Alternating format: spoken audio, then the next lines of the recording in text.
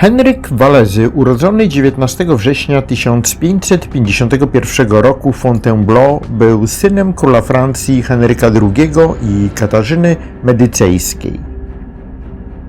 Jego życie pełne było intryg politycznych, zawirowań i niespodziewanych zwrotów akcji. Jako członek potężnej dynastii Walezjuszy od najmłodszych lat był przygotowywany do roli władcy. Choć jego droga do tronu okazała się bardziej skomplikowana niż mógł przypuszczać. Henryk dorastał w atmosferze politycznych napięć i konfliktów religijnych, które wstrząsały XVI-wieczną Francją. Walki katolików i protestantów francuskich, zwanych hugenotami, przybierały na sile. Jego matka Katarzyna Medycejska była znaną zwolenniczką polityki kompromisu między katolikami a hugenotami, co miało ogromny wpływ na młodego Henryka.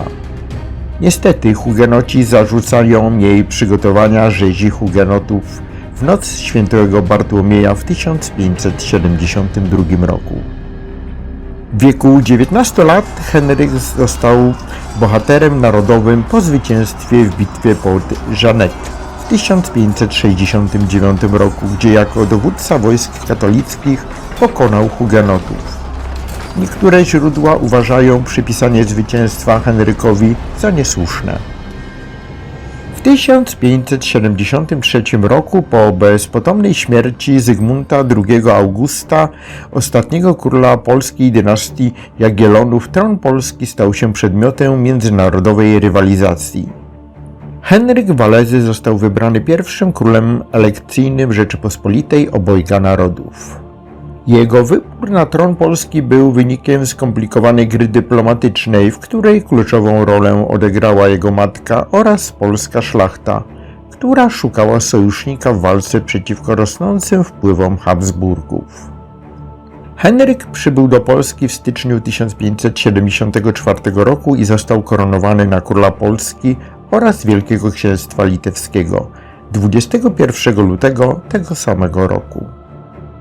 Jego panowanie od samego początku napotykało na liczne trudności. Polski system polityczny oparty na silnej opozycji szlachty i zasadach demokracji szlacheckiej był dla Henryka dużym wyzwaniem. Musiał pogodzić interesy różnych frakcji szlacheckich, co okazywało się niełatwym zadaniem. Jednym z pierwszych wyzwań, przed którym stanął, było spełnienie zobowiązań wynikających z artykułów henrykowskich, dokumentu, który król elekcyjny musiał podpisać przed objęciem tronu. Artykuł ten miał na celu ograniczenie władzy monarszej i zapewnienie wolności religijnej oraz politycznej dla szlachty. Henryk podpisał ten dokument, choć z pewnością niechętnie, co było dowodem na jego pragmatyzm polityczny. Na dworze królewskim wzbudzał pewne zgorszenie. Istnieją pewne sugestie i plotki dotyczące jego orientacji seksualnej, wskazującej, że mógł być biseksualny. W swoich czasach Henryk III był znany z otaczania się grupą mężczyzn nazwanych manianos, z którymi miał bliskie relacje. Jednakże historycy są podzieleni. W związku z brakiem jednoznacznych dowodów orientacja seksualna Henryka pozostaje niepewna i jest przedmiotem spekulacji historyków. Mimo że król starał się sprostać oczekiwaniom polskiej szlachty, jego panowanie trwało zaledwie kilka miesięcy.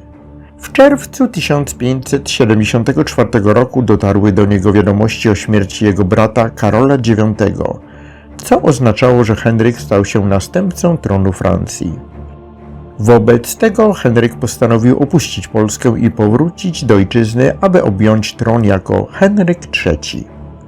Jego nagła ucieczka z Polski w nocy z 18 na 19 czerwca 1574 roku była dramatycznym wydarzeniem, które zaskoczyło polskich poddanych.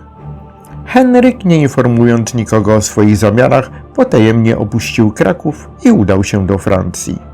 Jego decyzja była podyktowana ambicją oraz obowiązkiem wobec dynastii Walezjuszów, ale również wzbudzała oburzenie i poczucie zdrady wśród polskiej szlachty.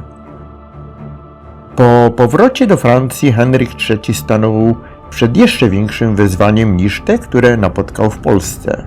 Jego panowanie było naznaczone konfliktami religijnymi, wojnami domowymi oraz politycznymi intrygami. Jako król Francji Henryk starał się kontynuować politykę swojej matki, balansując między katolikami a hugenotami. Jednak jego rządy były pełne zamachów, spisków i nieudanych prób reform, tak jak edykt z Bouillé w 1576 roku. Edykt ten był próbą zakończenia wojen religijnych i przyznawał hugenotom pewne wolności religijne oraz prawa do posiadania miejsc kultu. Niestety jego postanowienia nie były trwałe i wojny religijne wkrótce wybuchły na nowo. Zreformował oszczędności w wydatkach dworu, aby zredukować deficyt budżetowy, próbował wprowadzić oszczędności w wydatkach na dwór królewski, choć te reformy napotkały na opór. Henryk III zasłynął również ze swojego ekscentrycznego stylu życia, który często wzbudzał kontrowersje. Jego zamiłowania do przepychu, ekstrawagancji, strojów i dworskich ceremonii było szeroko komentowane i krytykowane zarówno we Francji, jak i poza jej granicami. W miarę jak konflikty religijne we Francji narastały, Henryk III starał się utrzymać władzę za pomocą siły i manipulacji politycznych. Jego panowanie było jednak coraz bardziej niestabilne, a sytuacja w kraju stawała się coraz bardziej chaotyczna. W 1588 roku, po zamordowaniu swojego głównego przeciwnika, księcia Gwizjusza, lidera Ligi Katolickiej, Henryk III został zmuszony do ucieczki z Paryża. Jego sytuacja stała się jeszcze bardziej skomplikowana, gdy katolicka liga zawiązała spisek przeciwko niemu. Henryk III został zamordowany 2 sierpnia 1589 roku przez francuskiego mnicha Jakuba Clementa. Zabójstwo nastąpiło w momencie, gdy Henryk siedział na sedesie i przyjął na audiencję mnicha. Klement zadał cios sztyletem w żołądek Henryka. Jego śmierć zakończyła panowanie dynastii Walezjuszów i otworzyła drogę do objęcia tronu przez Henryka IV z dynastii Bourbonów. We Francji Henryk III zapisał się jako kontrowersyjny władca, który próbował utrzymać jedność kraju w obliczu głębokich podziałów religijnych i politycznych. Jego tragiczna śmierć i burzliwe panowanie było odzwierciedleniem skomplikowanej epoki, w której przyszło mu rządzić. Henryk Walezy pozostaje postacią fascynującą i pełną sprzeczności, władcą, który starał się pogodzić swoje obowiązki, ambicje i osobiste przekonania w czasie wielkich zmian i niepokojów. Jego życie i panowanie stanowią ważny rozdział w historii zarówno Polski, jak i Francji.